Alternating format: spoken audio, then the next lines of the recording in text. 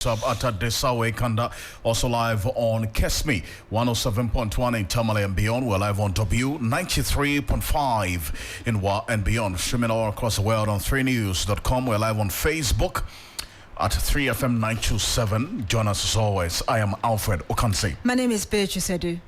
Coming up this evening, the feud between the sector players deepens as the Public Utilities Regulatory Commission (PRC) and ECG trade accusations over a 5.8 million Ghana cedis fine imposed on ECG board members. Meanwhile, energy expert and legal practitioner says PRC overstepped its bounds by slapping the regulatory charge on ECG board. We'll delve into the nitty-gritties of this issue. Also, the majority members of parliament defend government's handling of the power and the economic issues. Later on the show, truck driver at the center of train accident jailed 6 months. We have details. As always, we have the latest in business, sports and entertainment coming up over the next 1 hour, 30 minutes. Here on Hot Edition on 3FM 92.7. As always, if you feel strong about any of the issue you're going to be talking about, feel free to share your thoughts with us on Facebook at 3FM 927. Grace Hamo Ajiman is here. The summary of the news, Grace. Hi, Alfred. Let's get straight into it. And the Public Utilities and Regulatory Commission, PRC, violated the rule of natural justice by failing to give the directors of the Electricity Company of Ghana, the ECG, the opportunity to be heard prior to imposing the fines. Lawyers of the board members of the ECG have said. They earlier say the PRC has unlawfully clothed itself with the powers of the High Court and imposed a sentence on the board members without having been given the opportunity to be heard.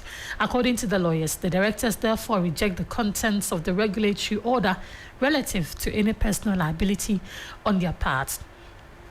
To other stories, the managing director of the Tema Mpakadan Railway and head of regulations at the Railway Development Authority, Dr. Engineer Divine Okutu, says an assessment has been conducted on the train a day after it was involved in an accident. In an interview with 3FM, the MD explained that the only damaged part was a front body and one headlamp. Despite these visible damages, Dr. Engineer Divine Okutu assures that the train is still fit for purpose. Meanwhile, the Japan Circuit Court has sentenced a 41-year-old truck driver who abandoned his vehicle on the Tema Mpakadan railway line to a 6-month jail term. Abel Dijoto pleaded guilty to 3 counts of careless and inconsiderate driving, unauthorized stopping, and unlawful damage, resulting in his conviction before the court presided over by Judge Prosper Diulaf Gomashi. And the Israeli missile strike on Iran has sparked a surge in oil prices, which could potentially affect local pumps due to the ongoing conflict. Oil benchmarks Brent crude and U.S. crude rose over 3% in early trading before reaching $90. The escalation in the Middle East following Iran's drone and missile attack on Israel is a major concern, potentially disrupting global oil supplies. Higher oil prices can fuel inflation, impacting central bank decisions, and the Bank of Ghana may face difficulties in taming inflation. That's it for the summaries. Grace, so much. Thank you so much for joining us. And it's more news on 3news.com. Make some time and visit 3news.com. This is Hot Edition. Let's get into the details of this ECG board replying to the PRC's fines. Yeah, and the board of the Electricity Company of Ghana has objected to fines imposed by the Public Utilities Regulatory Commission, PRC, over a failure to provide a load shedding timetable. In a letter to the PRC through their lawyers, the board of directors described as unlawful, null and void the imposition of a 5.8 million Ghana cedi fine on them. The lawyers contended that the commission had arrogated to itself the powers of a high court to impose a fine when it did not have that mandate. The lawyers, among other things, also argued that the board members cannot be held personally liable for the management decisions since they are not directly involved in the day-to-day operations of the company. They further said that fines were imposed without giving the board an opportunity to present its case, violating principles of natural justice. Now, let me bring you some reminder that the PRC on March 18 imposed a fine of almost 6 million Ghana cedis on ECG board members as a result of the ECG's failure to notify its customers about power outages between January and March this year. Meanwhile, the managing director of the ECG, Samuel Mahama, has told the Public Utilities and Regulatory Commission to withdraw its order imposing fines on the directors of the ECG. Mr. Mahama says that the sanctions have no legal basis, adding that failure to withdraw the order will result in the ECG going to court to get it dismissed. In a statement, Mr. Mahama also accused the PRC of proceeding to impose sanctions when it has drawn its own conclusions without first hearing them. And Beatrice, you have been already talking to a number of lawyers on this matter and then also engaging on the legalities of the ECG's position and their response to the PRC. Let's hear from Richmond Roxon, right? And you spoke to him earlier. Sure. He's a private legal practitioner and also an energy analyst who understands how the space really works. And he spoke to Beatrice earlier today. When a statutory body is exercising powers, you look at the law or the creature of that statutory body, and you exercise your powers within the confines of the law. 3 days ago, when PURC released a statement, I stated categorically that they do not have the powers to go to the directors of the company. Because if you look at the act that establishes PURC, and even though they are the regulator, the act talks about dealing with public utility. So you're talking about utility companies. You don't go beyond utility companies. So if you have any sanction, you deal with a company, and then the company will take steps to be able to either appeal, set it aside, or comply with the sanctions or the penalties or the fine that you've imposed. Well noted. I will let you continue with your thought, but if you look at that letter in which the sanctions were spelled out, the PRC was very clear that the board members contributed because they were involved at every stage, and that's why they felt that those individuals should be responsible for that. And I don't know where they are getting the authority from to make those claims, because 92.7. Whatever is happening within the company, how the management of the company is run, how the directors operate, and how the members or shareholders operate, that will not be at the purview of PURC. So you deal with the company, and the company itself will take steps to remedy or to deal with their officers. So, for example, if the ECG feels or the shareholders feel that the directors did not act properly, and that is as a result of their actions and their breach of their fiduciary duties that has led to these sanctions, they will take steps to sanction their directors, either internally or they will proceed to court to be able to make claims against the directors. But the PURC itself cannot on its own go beyond that. There's nowhere, whether in the act establishing the PURC or the regulations, that gives them those powers. They don't. If I get you correctly, you agree with the interpretation of the law, the legislative instruments by both the board of the ECG and the ECG itself as against what the PRC has said earlier? Yes, I agree with the board's position. For the ECG, once your regulator has written to you and has requested information from you, I think you would have been heard. So there are claims that natural justice has been breached unless they can establish that there was no communication at all. What we know is that normally PURC will request the information from the utility company. The utility company will provide the information, and based on that, they'll be able to come to a decision. So on that score, unless the PURC, the ECG can establish that that was not done, then they can go under rules of natural justice. So because definitely it's fundamental that they must be heard. If that was not done, then I agree with that position. But so far as we know that normally the PURC will request information from ECG or the utility company. They will provide them information, and based on that, a decision will be made.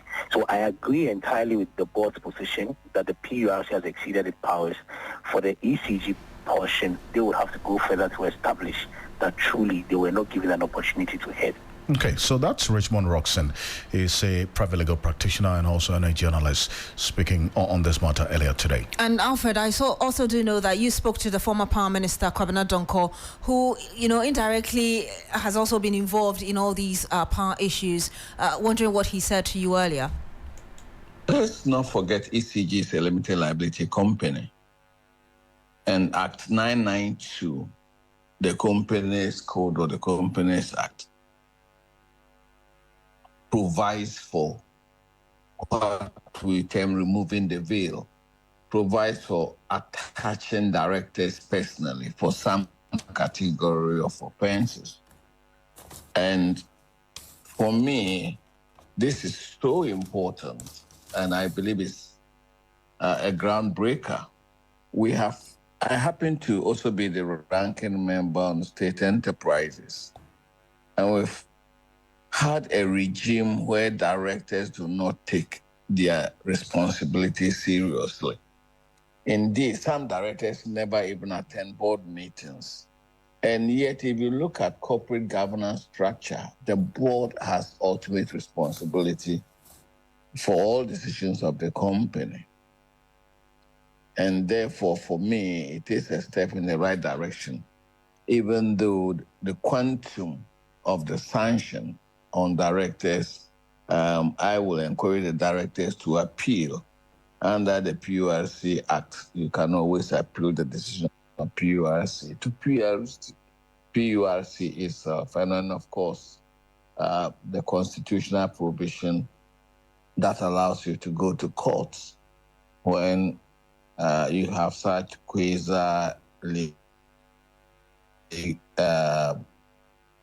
quasi-judicial decisions.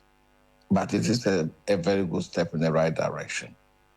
I see. So if these board members who have been sanctioned are so minded, they can go to court to question the quantum, the 5.8 million, yes, 5.8 million sanction that has been slapped on them. Yes, the norm is to appeal to the PURC first for a review of their decision. And let's not forget that it is the number of infringements that PURC has recorded that led to this huge amount. Of course, PURC had the power in terms of the penalty points to go for for a lower set of penalty points, and that which will reduce the quantum. But be as it may, this is what the board has decided, and the principle is exceptionally good. I salute PURC for the principle. The principle of entities sanctioning the board members. Yes, precisely. If you just sanction the entity as it has done, they are going to pay for resources generated by you and me in terms of our payment for electricity in the operational zone. If we sanction the individuals, they cannot take money from the corporate kitty to pay. And it's so important directors become responsible. And unfortunately, ECG, in its attempt to hold brief for government, in its attempt to window dress the situation, rather than being a focused corporate body, has led itself into this trouble. I see. But then again, you make the point about if the entity, ECG, is sanctioned, it is we, the taxpayers, who are going to pay, because obviously they're going to pay not from their pockets. But that's what's going to happen, is it not? Because ECG as an entity has also been sanctioned, has been given some sanctions based on the details of the report. So what would be the real effect or impact of these sanctions if the taxpayer is still going to be the one to pay the sanctions of these public institutions or state institutions when they go wrong, for that matter? If you look at corporate governance the best corporate governance practice. ECG is a limited liability company. Let's not forget. The shareholder happens to be the government of Ghana, but it is a limited liability company and therefore operates under the Companies Code Act 992. And once it's a limited liability company, it can sue and be sued. And if ECG is sued or a sanction is imposed on ECG, as the PUSC has done for about 136,000 or so cities. In that case, it is not the nominal quantum, but the fact that ECG has been sanctioned will go on record. But when it comes to the directors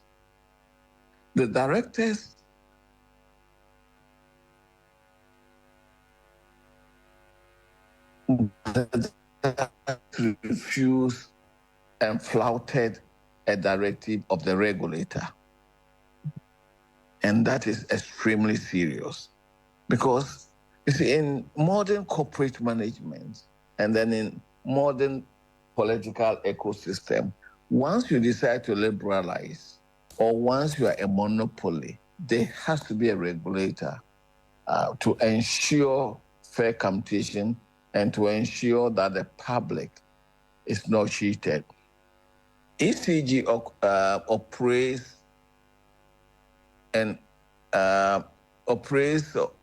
on, and it's, sorry, let me put it this way. Its operational area covers 46% of the landmass of Ghana. Netco covers 64%. However,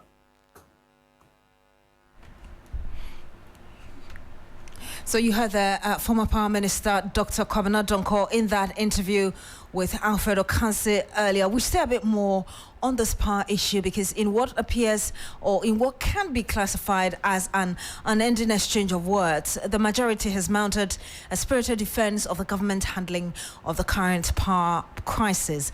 This comes as the government continues to suffer backlash over intermittent power cuts being experienced across the country. But the majority in Parliament says that the government has done enough to address the challenges facing the energy sector. Here's the majority leader, Alexander Apanyomarking.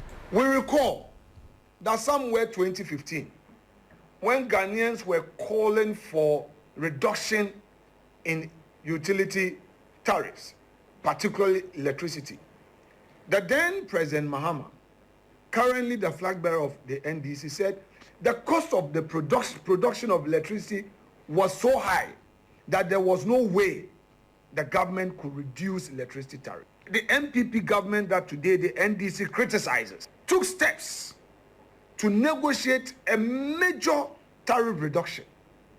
Households enjoyed between 17 to 20% reduction. Corporates enjoyed reduction up to 25%. The mining companies benefited, and the records are there.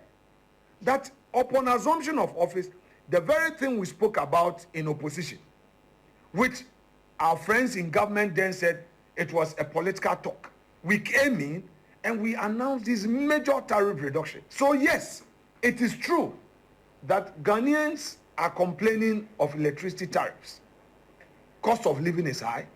But what we want to emphasize is that it was worse under NDC, and if they were in power, given their posture in government at the time, the situation would have been worse than it is. So, comparatively, this is not a party to be trusted. From its flag bearer to all its operatives, they were the same old stock. Now, the majority leader also dismissed claims that the NPP administration has done little to better the lives of Ghanaians in its 7.5 years in office. Listen. The free SHS policy was implemented. Upon successful implementation of this free SHS, we have had an enrollment increasing by 75%. In terms of numbers, we have had 800,000 plus getting access from the beginning up to 1.4 million now. In terms of infrastructure, across the country, this government has so far completed, as at December last year, completed 747 structures, dormitories, classroom blocks, to support the implementation of this policy. And we are not saying that it's been done without challenges. We have challenges. We have a total of 60 out of the 101 community day schools called the E-blocks that have been completed. We need to emphasize that as at the time we assumed office, they who were the initiators of this initiative had completed only 29. And you heard the majority leader, Alexander Apanyomarking, addressing the press earlier. Alfred. No, we're going to stay a bit further on this matter. Hopefully we get through to the Honorable Rashid Pelpo, who is a former minister in charge of private partnership and member of parliament for the WA Central constituency. You join us shortly in a conversation on this matter and a reaction to what the majority, as members of parliament, indeed, the majority leader has been speaking about earlier today with respect to issues about the economy and also the energy sector. And a number of you have already been reacting to this statement about the records then and what we're experiencing now. And Kwame says, good evening, Alfred and Beatrice. I find it quite annoying that we keep doing this, you say, analysis of comparison when we are faced with the current situation of Dumso right now. We must get serious. You say we must get serious as a people and with the leadership as well. And then this one here also says that the politics of the energy sector is what has left us with this Dumso situation. Instead of, say, government admitting that we are faced with this and finding a solution, we are rather caught up in the blame game of what was the past record. This one here also with no name and no location says that the NDC was voted out of power in 2016 for the MPP to come and improve on the energy sector and not to compare the reason why the NDC was voted out of power. Is it a good reason now to vote the MPP out of power? Since we are faced with a similar situation now, this came with no name and no location, you say. Thank you very much for those messages. Keep them coming through on Facebook at 3FM927, also on X at 3FM927. The WhatsApp number that you can also send us messages is 05523000927, 05523000927. Read out to you and to the rest of the world. So we'll bring in Rashid Pelpo very shortly, but let me tell you something happening in Israel and Iran that could still have rippling effects for us here in Ghana. And the Israeli missile strike on Iran has sparked a surge in oil prices, which could potentially affect local pumps due to the ongoing conflict. Oil benchmarks, Brent crude and US crude rose over 3% in early trading, briefly reaching $90. However, prices settled lower due to downplayed Iranian response. The U.S. crude settled at $84.10, while Brent closed at $88.62.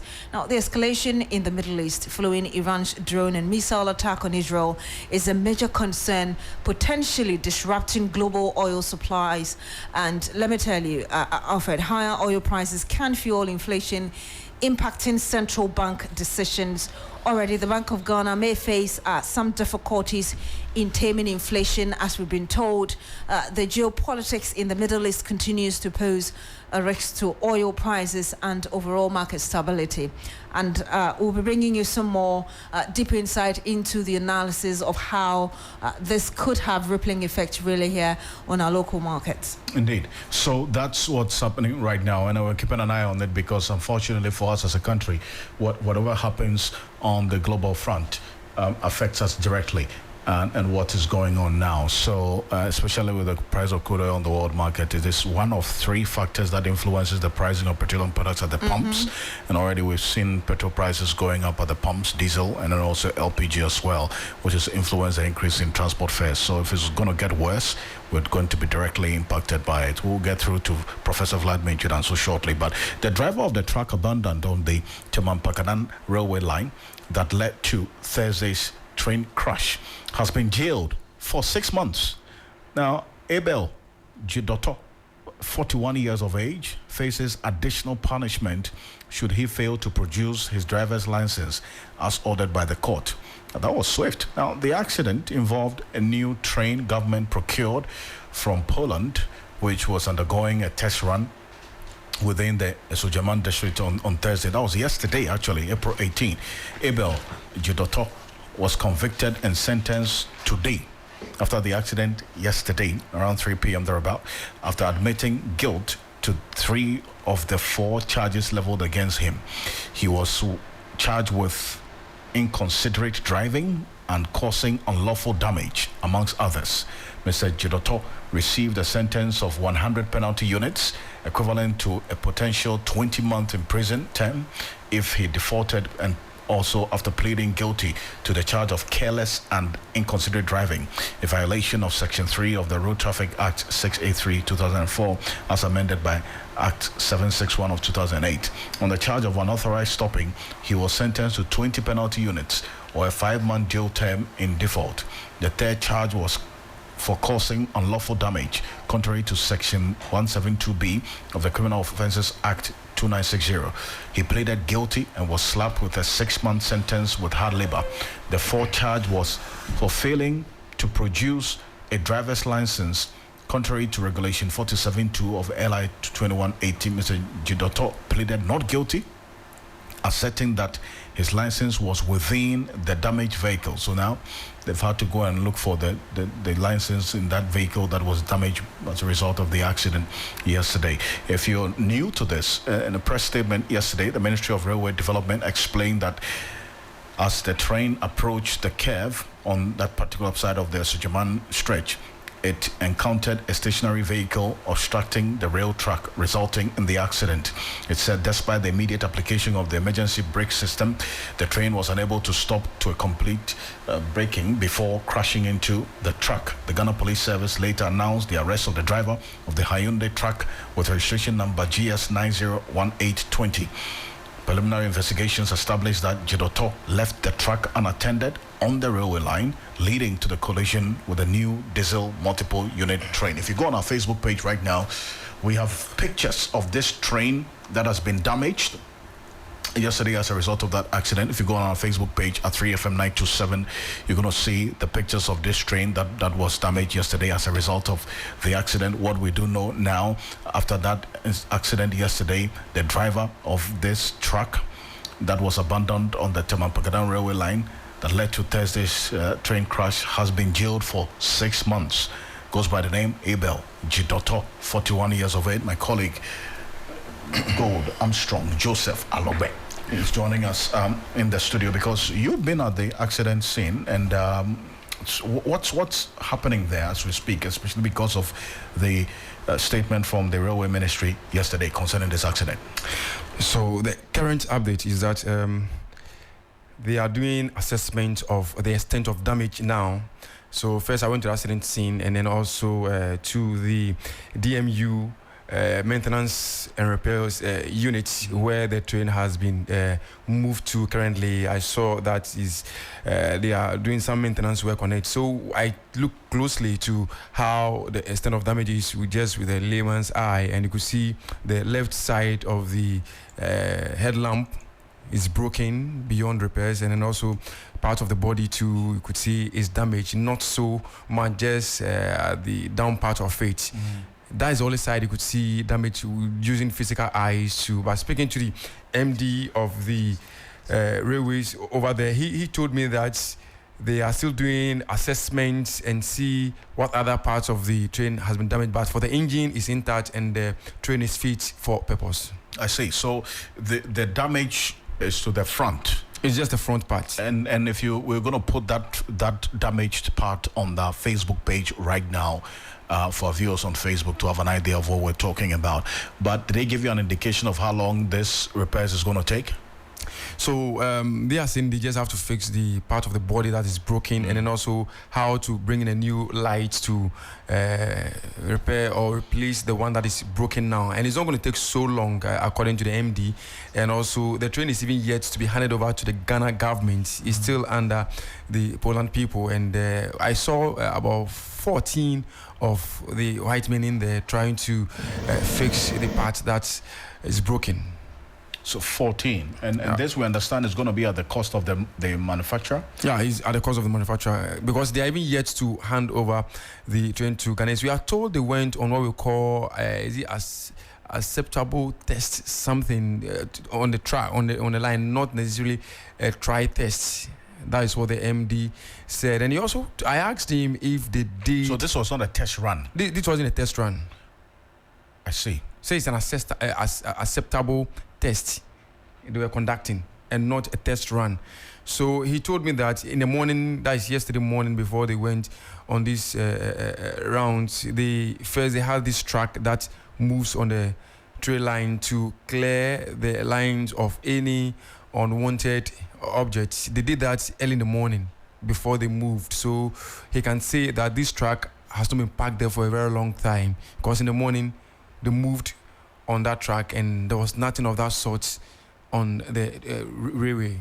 I see. Let's hear from the managing director of this Taman-Pakadan Railway specifically, and the head of the Regulation and the Railway Development Authority, Dr. Engineer Divine Okutu, who is saying that an assessment has been conducted on the train a day after it was involved in the accident. You spoke to him earlier. Let's take a listen to him. Okay, so the accident unfortunately happened. What I can tell you is that there was a disabled unmanned vehicle on our track, and the trains were being tested for what we call the site acceptance test by the manufacturer from Poland. Okay, in other words, the train officially has not been handed over to the government yet. It's still under the liability of the manufacturer. In any case, this unfortunate incident happened sometime this afternoon, and we are yet to ascertain the details of exactly what happened and how best to go about it to ensure that this incident don't happen in the future. Okay. So there you have it. That's the CEO of the Railway Development Authority. Also, you heard him there, and then also the matters that has been raising. And indeed, when you went to this workshop, Joseph, especially when it comes to the issues about the extent of damage, which we are seeing right now on our Facebook page, we see some metals as well out, not just the front, but you are saying that based on the assessment, they have indicated to you that it's just the front, nothing underneath the train was damaged? No, nothing underneath. The train was damaged. The train actually has a protector, and that is supposed to sweep any unwanted objects on the track. So what we are seeing now, it looks like it's part of the vehicle that it crashed into, that is still stacked under the train, but beneath the train itself, aside the light and then part of the body that is damaged, the train itself is intact. Well, another aspect is the truck itself. Did they show you pictures of the truck? Was there any the camera at the front of this train that captured any video to put some evidence to this truck that was said to have been crashed into? So the train has a front camera that we are told captured everything, but we didn't watch from the system unit whether indeed that is a video, but we could see the camera. When you see the train, it's fixed right at the front screen. That is supposed to be capturing everything. So obviously there's supposed to be a video to that effect, and we are told that the track was damaged beyond repair. It just teared into pieces, so there's no way you could see it. But definitely the camera should capture the track before the head-on collision with the track. Alfred. I see. Interesting. Well, does that answer any questions at all? I mean, releasing, if we request the release of the video, because now we're hearing that the picture that was circulating may not be a true reflection of what exactly happened. I think there are a lot of questions there. I mean, when you go on social media, there seems to be some rife conversations going on there. People are even questioning why apparently John Peter Mewu posted that picture, subsequently was deleted. It looks like this being spread between NDC, NPP.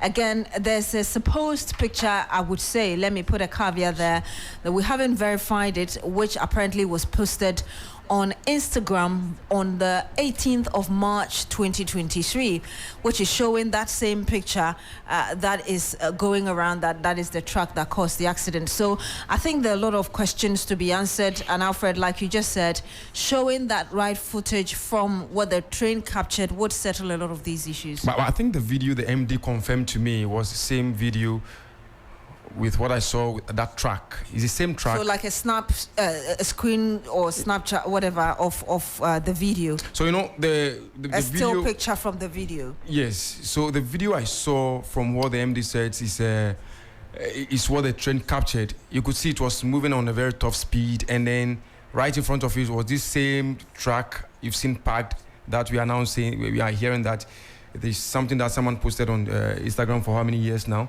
Like a year now. March 18, 2023. I mean, that's what I said. It's like not been verified, so we don't know whether the date have also been tampered. If what the MD confirms is what the train captured, then I think that picture is the true picture, because it's maybe coming from the train. And I think the train itself has more than 20 cameras coming in, going out, where the passengers sit, even going towards the washroom. It has some nice washroom, Alfred. You want to see? This is so beautiful. I entered, and for the very first time, this is what we call modern train. Not like the one I sat in some month ago, the one that applies the Teman to Accra. I think they should get passengers of that applies from Teman to Accra. They need to get us one of these trains, because this train is very beautiful and really modern, Alfred. Indeed. And look, the question that comes to mind is the maintenance. So, well, thank you so much. Thank you, Joseph Armstrong Godalogbe, coming through for us on this matter. It's live here on Hot Edition on 3FM 92.7. Let's go back to the matters relating to the impact of the global situation on the crude oil and other matters. Let's recall that quickly, and then Indeed, we've been telling you about that strike, the Israeli missile strike on Iran, which has sparked a surge in oil prices, which could potentially affect local pumps due to the ongoing conflict. Let me bring you a bit more detail before we speak to Dr. Yusuf Suleimana, who'll be analyzing all of this for us. Now, oil benchmarks Brent crude and U.S. crude rose over 3% in early trading, briefly reaching $90. However, prices settled lower due to downplayed Iranian response. U.S. crude settled at $84.10, while Brent closed at $88.62. So, like I just said, we're joined via video call. Yeah. Before we go on Zoom to connect with Dr. Yusuf Suleimana, let's look at the international relations aspect of this, shall we? Indeed. Professor Vladimir Chidanso is an international relations expert, is joining us on the telephone. Professor Vladimir Chidanso, thank you very much for joining us. Good evening to you. Good evening, and good evening to your viewers and listeners. I mean, when this strikes on Israel from Iran happened, clearly, even though Israel has indicated they would respond at the right time, the global economy was not going to be spared of the immediate impact of what's been happening, is it not? Exactly so. Any hiccups in the international system creates conditions for some hiccups also in commodity prices, especially where oil is concerned. Where the Middle East is concerned, any hiccups affect oil prices immediately. The Iraq War, 1991, 2003, and any other things that affect the Middle East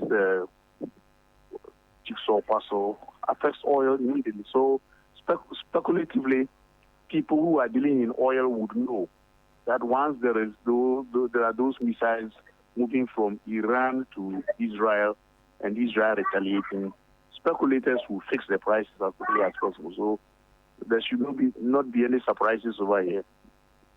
I mean, what should be the appropriate response of the global economy? I mean, I'm talking about the world powers. For instance, while we await whatever response Israel would have, what should the United Nations be doing? What should the U.S. be doing? What should, for instance, the AU be doing? Because African economies are going to be heavily hit whatever happens. Well, unfortunately, in international relations, these things don't depend on the wishes of a group of people or the United Nations. The recent developments in the United Nations clearly indicate that such things are out of hand. The UN indicated that Israel was wrong and that it shouldn't do some things. It should do ABC. Israel snubbed the international system completely and did what they wanted to do where Hamas was concerned. And nobody was able to say anything just because of the positions others have taken, specifically the U.S. and its allies. And in this situation, it's the same thing. The very people who could have placed some kind of pressure on both Iran and U.S. are people who have taken positions. So unfortunately, there's nothing we can be talking. The UN will be talking. The U.S. is saying Israel has the right of defending itself. 1, 2, they are the ones who are intercepting the missiles and the drones from Iran. So what do you expect? There will be talk at the UN Security Council, condemnation, appeal for restraint. AU can appeal for restraint. But well, countries can behave the way they want.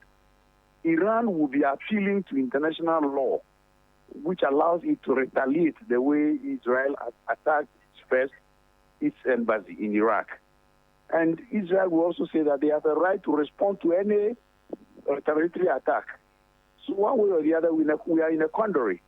So any expectations that the UN will be able to stop this, it will be a talk thing. And I believe that until things subside on their own, we are going to see the hikes in oil prices. But well, do you envisage that Israel would respond, if there will be any response within whichever time? Analyzing the situation, in what form will this response come? Already, I think it was yesterday or this morning, they attacked a military base. And these are the things they've been doing since 1982, especially. Oziraq, an Iraqi pharmaceutical firm, they attacked it and blamed it on the Iraqis, saying that they were preparing some chemical weapons against Israel. And thereafter, several attacks on Damascus. When they were attacking Hamas, they've been attacking. So the responses have been one of impunity. And the hegemons in international politics are the ones to blame today. If it affects them, then they will talk. I know the oil price is going to affect America very seriously, and therefore they can bring a level of pressure. That's the only hope. Apart from that, let us not hope that our predicament would be the metaphor with which Israel would respond or not. No. I think America, when they are very hard hit, would learn a lesson from it and then begin to force Israel not to escalate the issues. My fear is that it can escalate to a worse form. Russia has warned, China has warned, and that is where I'm more afraid.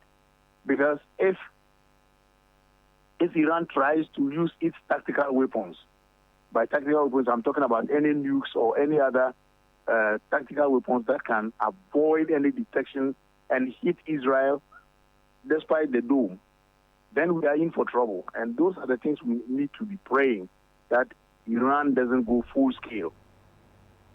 So, Prof, if I understand you, Beatrice here, you're saying that it is going to get worse in terms of the allies rather doing the fight beyond Israel and Iran. Exactly, because all the drones that have been intercepted have been allies, UK, France, and the US. Until it hits their economy and their people, that is, public opinion begins to pinch their governments, then I am afraid whatever we are discussing or our fears will not be the determinator. We'll be speaking to Suleimana very shortly, but Prof, just briefly before you go, we know that when Hamas attacked Israel, Israel stated categorically that it was going to respond in like manner, and we've seen the response. Now, over the years, over the months, we've seen international voices going against Israel to tame it. Now, you've had Iran coming in to attack Israel because of this, what it calls persistent attack on Hamas and the Palestinian people. Do you really expect that Israel will go through with a threat of responding adequately after these missiles were intercepted by the U.S., like we just rightly talked about? Right. Point of correction. Israel did not retaliate, Iran did not retaliate just because of Hamas. No, absolutely not. Let's have that clearly defined. Iran retaliated because its embassy in Iraq was attacked. And when we attack an embassy, it's unacceptable in international law. All we know about consular relations and that sort of thing is that an embassy territory is not part of the host country's territory. So attacking the embassy means that you have attacked Iran. And that is why Iran said it was going to retaliate, and they did. So let's get that clear. And again, straight to your question, yes, I'm saying that the impunity Israel has shown is such that it is now unpredictable. It's now very difficult to predict what the stakes will be in the next moment from our talk or whatever it is, until the powers that be, especially the U.S., France, and maybe Europe, put pressure on on Israel to lower the barrier. But if things go worse, I'm expecting some kind of weapons that have not been used yet to be used. And they clearly include tactical weapons that are very difficult to detect. And if it comes that way, the damage to Israel and the pride in Israel will make Israel retaliate the more. All right, thank you very much. That was Professor Vladimir Enchidanso. He is an international relations expert. And Alfred, we're bringing in Dr. Yusuf Suleimana right now to give us his analysis of the issue. Good evening to you, Doc. Thank you for joining us on Hot Edition. Good evening, Beatrice, and thank you for having me. Obviously, Iran coming in has changed the dynamics. You've just heard Professor Vladimir Enchidanso there giving his analysis on the part of international relations. Now you're going into the oil business. Tell us to what extent you believe this very issue could affect the already volatility on our markets. Yeah, indeed. Thank you once again. It's already impacting, and there's a huge precedence to this particular one. When it all started, people thought it's the usual Israel-Hamas activity, but those who studied the situation and look at the scale of damage that was impacted on the Hamas in terms of the number of casualties and stuff like that, and then the kind of other fronts that were open. As we speak now, the war has opened about 3 multiple fronts. Apart from the core one that is between Israel and then the Hamas, we have it in Syria, we have it in Iraq, we have it in Lebanon, and now the bigger one is Iran. And why Iran is a cause to worry? It's multifaceted reasons. Iran is not like these other players. They are a huge force to reckon with. And when we come to the data of oil business, there are 2 ways that Iran can impact the market, typically. Iran is number 3 in terms of OPEC production. They produce a lot. And globally, Iran is number 7. So if Iran oil production should be impacted, you can imagine what will happen in the market. Now, just like what is happening now, you see that the market is already around the bubble point. $90 is huge for the market. All right. Now, the second leg of it, where it can hugely impact the market, that has a lot of precedence, is what we call the Strait of Hormuz. Now, the Strait of Hormuz is a choke point that is controlled by Iran. And even before Iran retaliated, and that's a good thing that he was able to draw the line. I mean, he was able to bring the point that actually Iran retaliated. And that was the case. After the embassy attack, Iran retaliated and Israel came up again. Okay, so the Strait of Hormuz is the main thing here. This Strait of Hormuz we are talking about, Beatrice, is a choke point for global oil routes. It controls about a fifth of global oil transport. A fifth translates to about 20 million barrels of oil on a daily basis. So it is not like the Suez Canal where there's an alternative they can pass through some part of Africa. Strait of Hormuz has been the choke point. And so if Iran should, apart from even escalating the war into other areas, Iran has a lot of, a lot of things within their chest or within their reach. And they've threatened before, just before they retaliated to Israel, they actually seized one ship that was bound to, according to them, it was bound to Israel. That was heading to Strait of Hormuz. And so the bigger thing here, Beatrice, is the Strait of Hormuz. If Iran should threaten and actually block the Strait of Hormuz. It's going to impact about a third of global oil supply. And when the last time it happened, it took the market about, like, let's say 20 to 30% of increment. Now let's do the calculation. Now oil price around 90. The market is not even ready for a 10% increment in oil prices. It will be very, very difficult. So that is why players are of the view that there is huge miscalculation here. Israel never knew Iran would attack them direct. And so maybe that's how they bombed the embassy. And probably attacking them direct, Iran never knew that Israel would come back because they thought that was going to be a deterrent. Israel came back, though on a lower profile. So the tendency of tit-for-tat activity that could blow out to proportions that nobody wants is high. And one of the easiest way Iran will disturb the market is to block the Strait of Hormuz. And when that happens, I can guarantee you the oil market is going to crash. Aside from this issue, I believe it will not happen because... You believe it will not happen. I just want you to rest on that thought. Hello, Doc. Yes, so I believe it will not happen because... yes, can you hear me, Beatrice? Yes, please go ahead. Yes, so I believe it will not happen. It will only happen as a result of miscalculation, like I talked about. But the policies of the geopolitical market affect a lot of elections. And the U.S. elections have a lot of leverage on Israel. Corn prices have started picking up in the U.S., just like any other country. And so if there's a miscalculation and this Iran lives to their promise and block the Strait of Hormuz, it's going to impact corn prices globally and U.S. in particular. And I believe, the economics in U.S., especially corn prices, normally determine where the election goes. And I think Biden will have to bring all the leverage that he has to play on Israel just to quell, to tame down, not to, escalate it to proportions that nobody wants. So that's why I think probably it might die down. But the fact that Iran was able to attack Israel direct, that has never happened since Iran Revolution in 1979, shows that the war potential can escalate to proportions that nobody expects. And that could have huge repercussions on oil market. So that would be the tit-for-tat thing that you don't believe could happen. But from the analysis of Professor Vladimir Enchidan, so this could take the shape of the allies rather fighting whilst Israel and Iran are the subject of this. Do you think that it could get to that level as well, although you don't anticipate a tit-for-tat immediate attack, as it were?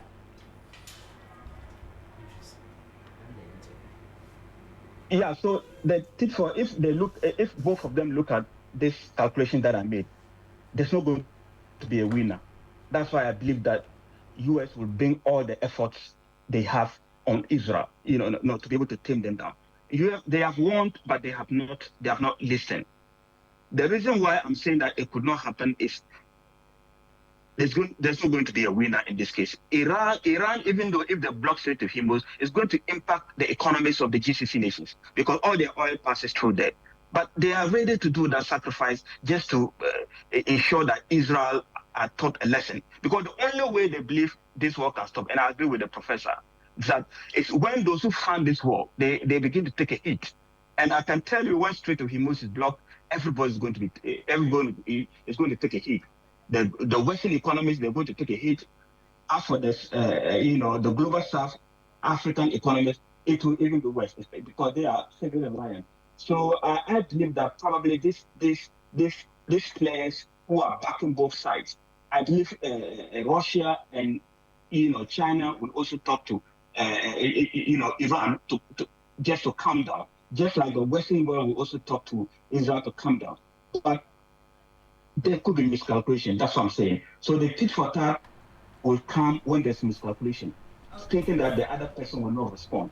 But the force Iran responded, and then probably the minimal power, because Israel, they responded, we are still waiting, nobody has said anything. But we're told that it's not that intensive that was expected. So it depends on how Iran will calculate it. If the damage is not impactful and they feel that, no, they will leave it, I think Iran may not take it up. But the way it has gone, any military miscalculation, which is a potential, will send the market into levels that nobody expects. All right. global economies will get hit when that happens. All right, we'll have to end it here. Thank you very much. And that was energy analyst and CEO of Eureka Energy Solutions, Dr. Yusuf Suleimana. Thank you so much for sharing those views with us. You're still here on Hot Edition.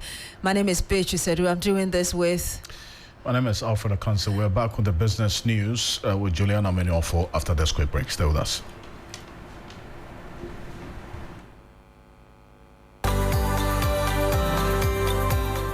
This year, dentists all around the world are saying, be proud of your mouth. You should be able to smile and laugh, eat, talk, without worry, pain, or shame. Be sure to brush your teeth twice a day with a fluoridated toothpaste like Pepsodent. You know you don't have to lose your teeth even in your old age. Your teeth are meant to last a lifetime.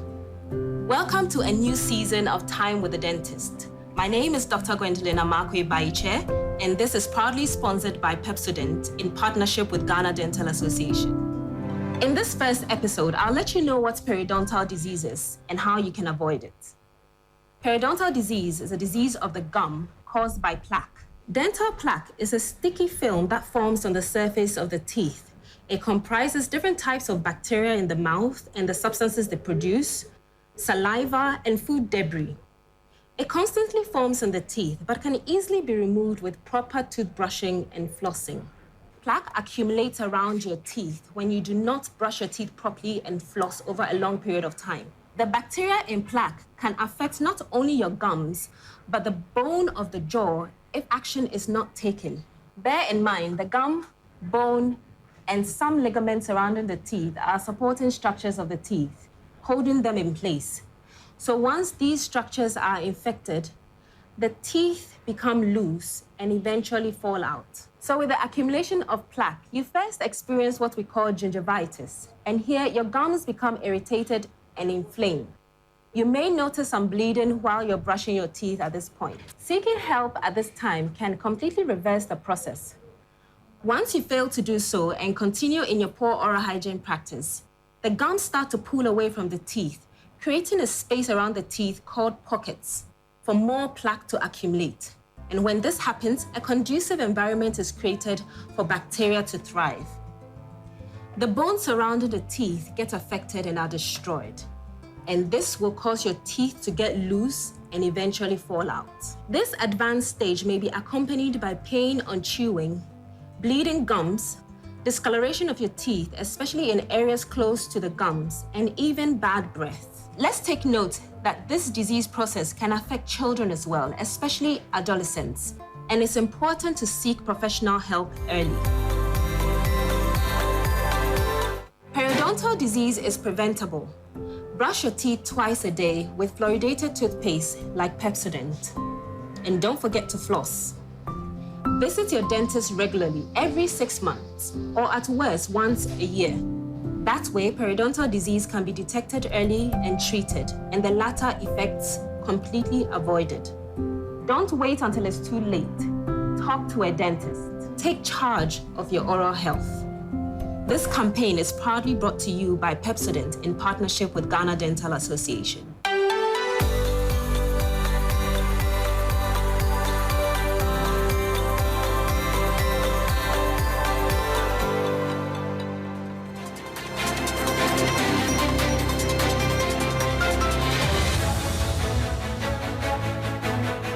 Hello, good evening, and this is a business segment on Hot Edition. Coming up this evening, ratings agency Fish Solution projects 5% rebound in Ghana's oil production for 2024.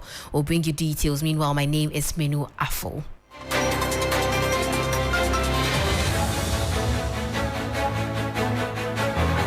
And now straight to our first story. Ghana's oil production is projected to bounce back in 2024 with an estimated growth of 5% to reach 177,120 barrels per day as per Fitch Solutions. The surge is anticipated to be fueled by Tullow Oil's extensive drilling activities at Jubilee and 10 fields. However, a temporary leveling off is expected after the surge until the commencement of production at Pecan, which is not slated until at least 2027. Fitch Solutions highlighted the significant challenges faced at Jubilee and 10 fields in 2023, with production dropping by 12% and 17.5% respectively compared to the same period in 2022. In more stories, Namibia, in line with the AFCFTA, is actively seeking opportunities to import products from Ghana to capitalize on the country's demand for meat, which exceeds $210 million. While Ghana relies heavily on imported protein, Namibia stands out as a major producer of premium beef products. Addressing the 4th Women in Trade Conference, Namibian High Commissioner Her Excellency Selma emphasized the importance of ensuring that the AFCFTA benefits all member countries mutually. It's a classic example because we're exporting meat to Ghana, but we also want to see what is it that we can import from Ghana to Namibia. It has to be a two-way traffic, win-win situation. So this is a very classic instrument of how we can basically increase trade between the two countries, and we are very happy that we have accessed the market. So we also want Ghanaians to access the Namibian market because it must be a win-win. No one country should monopolize the African market. Everybody has and must have something to give. That was High Commissioner of Namibia, Her Excellency Selma Ashipala there. Away from that, Group Executive Director of AFCFTA Policy Network, Louis Yao Aful, advocated for a concerted effort to integrate more women into the formal sector to maximize the benefits of the AFCFTA. He noted that while many women are engaged in trade on the continent, a significant portion operates within informal sector, a trend he finds concerning. The assessment is simple. Women have not been performing well in terms of formal trade. In the informal sector, yes, they are doing well, but they need to be given some kind of support, holistic support in the area of capacity building, training, in the area of financial solution, in the area of expanding more women in just not only trade, but trade-related manufacturing. And so for now, I think that most governments are yet to have a concrete policy on women in trade, and that has not yet happened. And I think that we are now getting to that spectrum. We are encouraging establishment of more women associations in trade. Establishment of more women associations in trade. We are encouraging more participation at the network level. We are also speaking to governments to look at how they can review the women in trade accessibility, especially in terms of funding, in terms of grants, so that women will be able to have access. We used to have women banking. The bank needs to be revamped. It was really supporting grassroots, peripheral bases. Well, you heard the voice of the Group Executive Director of the AFCFTA Policy Network, Louis Yao Afo there, bringing us to the end of the business segment on Hot Edition. For more stories, please log on to our website on 3news.com. My colleague Bill is on standby with the sports news. The assessment is simple. Women.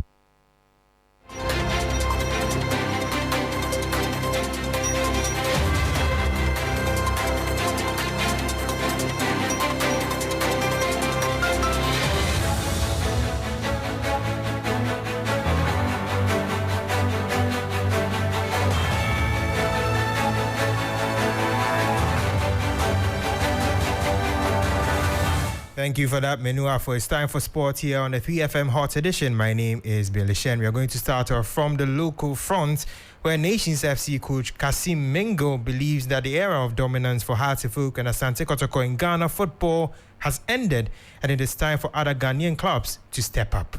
His team is currently second on the league log, whilst Kotoko and Hartlepool are battling in the mid-table. He said this on GPL Express, which airs on Saturday at 2 p.m. Someone swings in across. A free head Watessa is our opening goal for Nations. Well, we were meeting them and we are beating them. So what is a big deal about it? You know, who asked them not to play well? They bought a lot of players, seasoned players. We did not buy seasoned players. And we are playing and we are lying at them. That's how you say, because they are not playing. Nobody asked them not to play well. It's time for other teams to improve. It was previously that Has Kotoko have been dominating Ghana football. And the era is past and gone.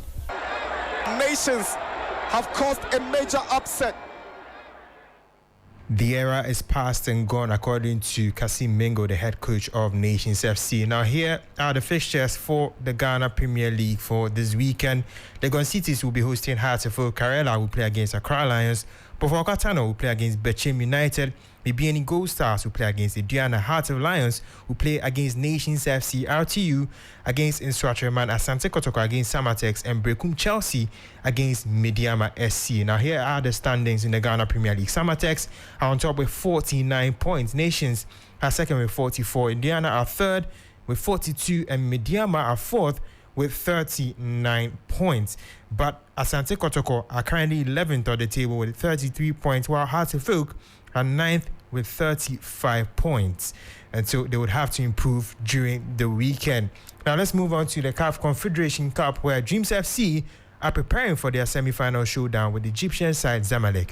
Coach of Dreams FC, that is Karim Zito, had this to say ahead of the game. Well, it sounds frightening. It sounds so difficult. But what I will tell you is it's not impossible. We have to work on our attitude toward that game, and surely we may get what we wanted there. They should not be worried. We know the quality of Zamalek, and they should not also look down upon Dreams FC. Nobody thought we would reach that side. So we need their prayers and support. We need their prayers and support. That is according to the head coach of Dreams FC, Karim Zito. That game will come off on Sunday. Now, moving on to Europe, Manchester City will be facing Chelsea in the semis of the FA Cup, hoping to make it to the final. Coaches Pep Guardiola and Mauricio Pochettino had this to say ahead of the very, very big clash between the two sides. We don't have another option. I don't want to feel sorry for ourselves. In football, you lose games. So we perform at our best. We were not able to win. So what next? So we don't have time to reflect. We reflect in summertime what happened during all the season. So in football, it's you win, you compete to win. That's what you have done, but sometimes you win, sometimes, most of the times, well, lately in this club it didn't happen in years, but sometimes you lose games. So, and is it what happened? Was an amazing game, and yes, we need to translate tomorrow in a game that is going to be really, really difficult on the another final, because it's semi-final, but it's final because you need to go through if you want to, to win the game, if you want to be in the final. And of course, we are with all the energy and the capacity, yes, to compete and to fight.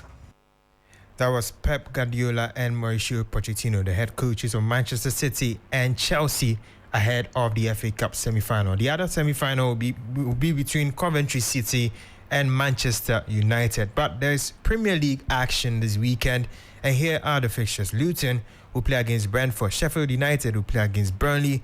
Wolves will be hosting Arsenal. Everton will host Nottingham Forest. Aston Villa will host Bournemouth. Crystal Palace will play against Mohamed Kudus and West Ham. And then Fulham will be playing against Liverpool. Now, here are the standings. Manchester City are on top with 73 points. Arsenal are second with 71. Liverpool are third with 71. And Aston Villa are fourth with 63. In the bottom, we have Luton in 18th with 25. Burnley at 19 with 20. And Sheffield United right at the bottom with just 16 points. And in Spain, we will have Real Madrid facing Barcelona in the El Clasico, as Real Madrid are seeking to extend their 8 points lead in the La Liga table. Whilst in France, PSG will also host Lyon, a very, very big clash. That brings an end to the sports segment here on the 3FM Hot Edition. My name is Billy Shen, and of course, the Hot Edition continues with Beatrice and Alfred.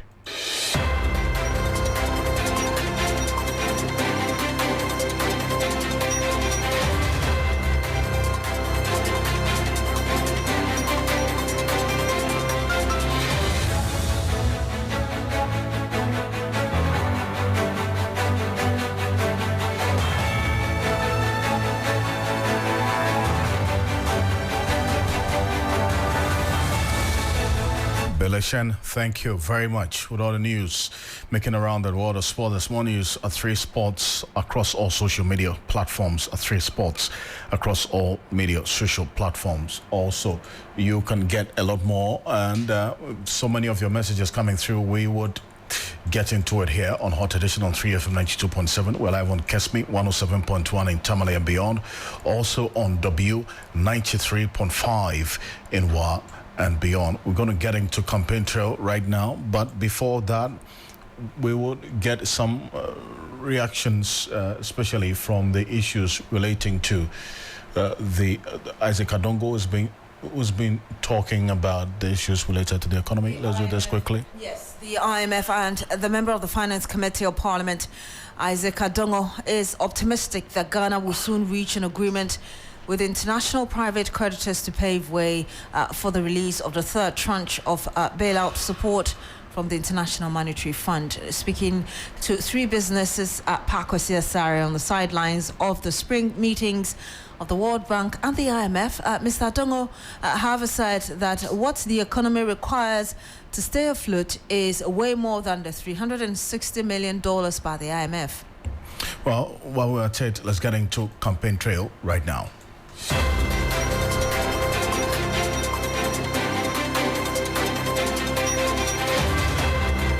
This evening on campaign trail here on your election command center, the flag bearer of the NDC intends to move the Free Senior High School Secretariat to the Ghana Education Service. This, according to John Mahama, is one of the several measures the next NDC administration intends to undertake to improve the Free Senior High School policy.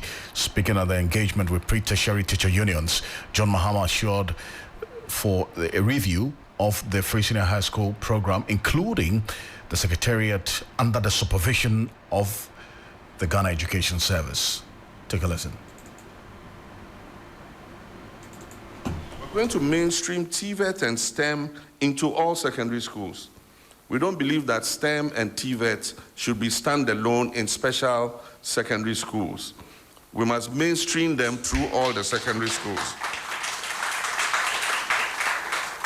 And so in this regard, we will revamp the science resource centers in order that clusters of schools can use those centers. Luckily for us, the E-blocks have 4 laboratories in every E-block, and those laboratories are going to be used for TVET and STEM education. The imperative of the Free SHS Secretariat being supervised by the Education Directorate is our considered view. The Education Service, which is an implementing agency, has the capacity to implement the Free SHS policy. So we do not agree on a standalone Free SHS Secretariat. We think that it must be integrated into the Education Service as an implementing agency. The NDC will therefore integrate the Free SHS Secretariat into the Education Service Directorate and not have them exist as separate entities. I announced to the CHAS representatives last week that we would decentralize the school feeding program and return the responsibility for feeding the students to the schools. This will not only boost the local economy because the schools will buy the food locally, but it will also ensure that the students receive more nutritious food than they currently receive today. Then the next is the PTA. Currently, the Parent Teachers Association, especially at the SHS level, have been rendered very weak, dysfunctional, and ineffective. We believe that PTAs are a vehicle for community and stakeholder participation in the work of the schools. And if you look at the whole world, they are moving towards parents having a say in the administration of the schools. Instead, the implementation of the Free SHS has weakened the PTAs and moved them out of taking part in the work of the schools. So that's John Mahama, flag bearer of the NDC there. Now, still on campaign trail, 6 persons will be slugging it out for the vacant Ejiso seat after nomination closed on Thursday. That's yesterday. The 6 include 2 women and 2 independent candidates. Let's go on to the telephone line. My colleague and our Northern Bureau Chief, Leader Sancho Regional Correspondent William Evans Income is currently in the Ejisu constituency. First off, William, let's unveil the identities of these candidates, the 6 we're talking about, the independent candidates and the women as well. Let's get some details on them, shall we? Absolutely. So this is how they are looking like on the ballot paper, or they would look like on the ballot paper. So the first is Esther Osei. She's a CPP candidate. The second on the ballot is lawyer Kwabena Boateng, the NPP candidate. Third on the ballot is Beatrice of LPG. Fourth on the ballot is Kwabena Owusu-Aduomi, an independent candidate. Gabriel Ajiman Joseph is the 5th candidate on the ballot, and he's also an independent candidate. The last on the ballot is Atakra Joseph, also an independent candidate. So these are the 6 who will be contesting, and for the by election. Who wins that vacant seat? Well, it's a matter of time. Indeed. But these independent candidates, the 2 that we're talking, in fact, this time we have 3 independent candidates, is it not? Hello, I'm saying that there are 3 independent candidates amongst the 6. Well, absolutely. So 3 independent candidates among the 6. And apart from Kwabena Owusu-Aduomi, the former member of parliament for the area who is going independent, who are the other 2? So the other 2 are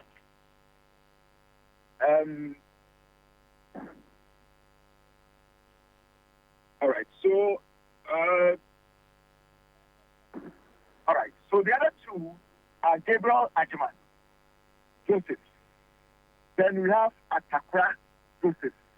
So these are the other 2 independent candidates who will be joining Kwabena Owusu-Aduomi. Of course, these are an independent candidates vying for the seat. Of course, like I said, they will also be contesting against Beatrice the NPP, of course, Esther Osei of the CPP. Alfred. I see. Are these persons known in the constituency? Do they have a strong hold over there as far as you do know them? Well, Alfred, if you're talking about the strong candidates, then of course you'll be looking at Kwabena Owusu-Aduomi, the 3-time member of parliament for Ejisu constituency, and of course the 2nd vice constituency chairman of the MPP in the Ejisu constituency in the shape of lawyer Kwabena Boateng. The other 4 candidates are not people who are known as far as the Ejisu constituency is concerned. We understand that the 3 candidates, well, we've been hearing, even though the party executives here have denied that they were once supporters of the ruling New Patriotic Party. I'm talking about the other 3 independent candidates, the other 2 independent candidates. That is what we've been hearing, but consistently the executives here have denied ever knowing them as members of the ruling New Patriotic Party. But Alfred, like I said, or I'm saying, it's a street fight between Kwabena Owusu-Aduomi and then lawyer Kwabena Boateng. But even in the case of the MPP or candidate, it looks like a fight between Kwabena Owusu-Aduomi and the MPP. Because, look, from morning till now, I have seen a wholesale campaign. Because this is a campaign that is being led by the Ashanti Regional Chairman of the ruling New Patriotic Party, Bernard Nchibu, also known as Chairman Wuntumi. And everywhere they have visited, it's our campaign that we are doing. Everywhere that they have visited, it is Wuntumi who is speaking. Lawyer Kwabena Boateng hardly speaks. In fact, from morning that I've been following them, he hasn't uttered a word. Wuntumi will normally do the campaign and then, of course, introduce him to the constituent. So it tells you that it is an election that you would say that the candidate of the NPP, maybe he's known at the electoral college level, but when it comes to the constituency, he's not very much known. Lawyer Kwabena Aduomi is somebody who is very popular in the Ejoso constituency, and that's how come we see, beyond Untimi, we see the likes of Nana Boache, the national organizer of the party. We've seen the national youth organizer of the party, Mustafa. They are all here, and they are all campaigning strongly. Indeed, and William, we can actually see videos of Chairman Wontumi in the market with the MPP's candidate and some women cheering him on. Earlier in the afternoon, you were trying to tell us really the motivation of the other two independent candidates, especially when this seems to be, like you've already explained, between the independent candidate Aduomi and that for the NPP. Well, I don't know, Beatrice, what I heard you all. I really want about to the motivation of the other two independent candidates when they certainly know that it's between Aduomi and the MPP candidate, really.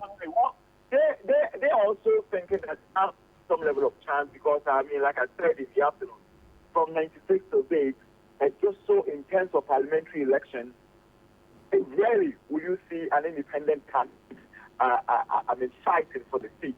It's always been a street fight among the known political parties. And here we're talking about the NPP have dominated since 1996.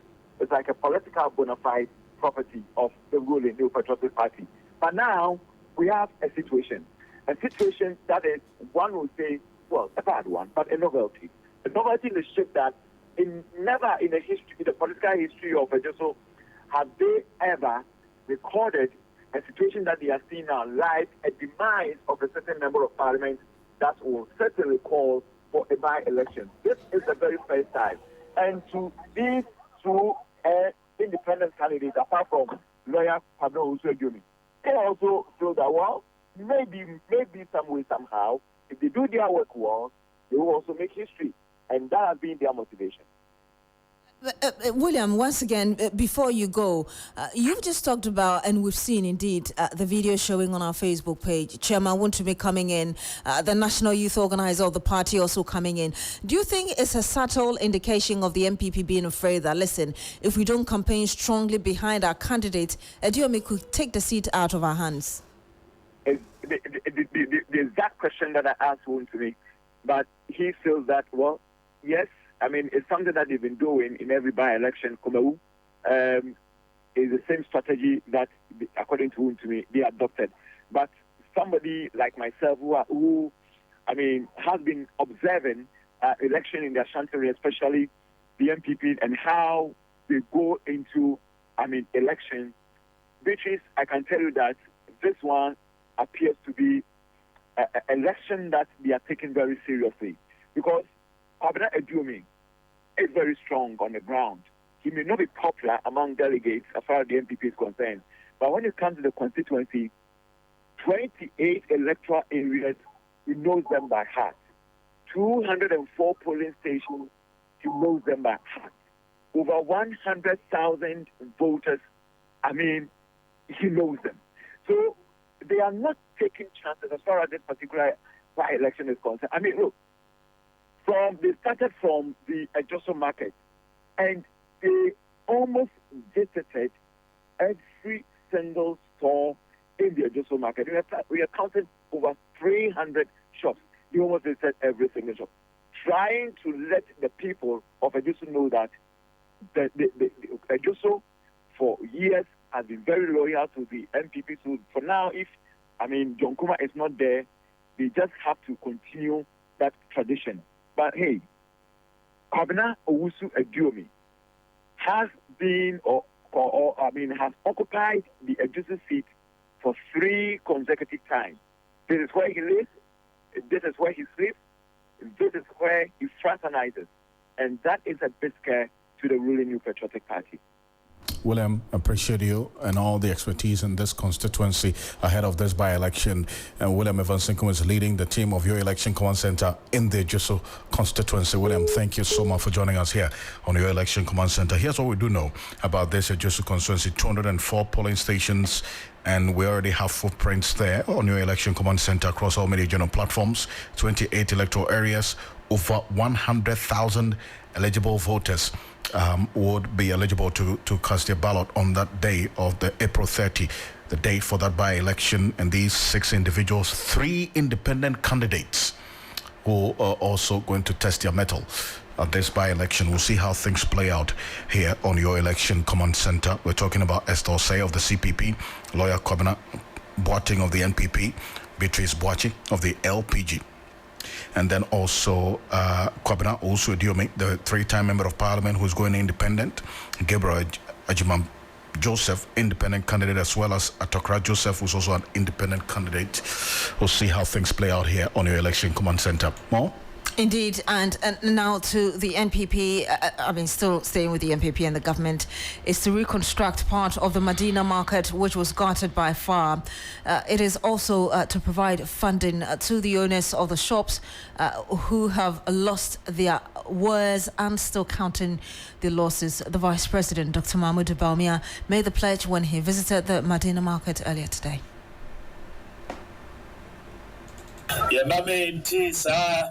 Asemi and I may say Omumbashwe Adia Yabetimi aye Abebuamo Enti Yashisha contractor Omobeye the consultants Omobeye estimates no Omo buy almost say Omobetimi see stores for Amamo. And I may say before I remember Hano, the percent designs no ready and a contractor and also ready. The free her no more share see Omo Ejumano. And you heard the Vice President, Dr. Mahmoud Baumia. He's also the flag bearer of the governing New Patriotic Party. Oh, before we go, the Nkoko Divisional Police Command has launched a manhunt for about 20 armed men who attacked and robbed Akroma gold mining company located in Ocansey within the West Municipal Assembly of the Eastern Region. Now, the heavily armed men who attacked the company's processing area also assaulted and injured several workers of the mining company, including expatriates. The armed men who overpowered the company's security made away with undisclosed gold bars and fled the scene before the arrival of the Ghana Police Service. The workers who sustained gunshot wounds and were badly injured were rushed to the hospital for treatment. The head of human resource at the company, Akroma mining company, Frederick Obeng Somwa, who confirmed the incident, said management is cooperating with the police to have some information on their investigation. So this is one that we'll keep an eye on as we go on here on 3FM 92.7. Thank you very much for staying with us here on Hot Edition. Join us same time Monday. My name is Alfred Ocansey. Join me at 10 p.m. on TV3 for Ghana Tonight. And my name is Beatrice. Thank you so much for joining us today. Enjoy the rest of our programs.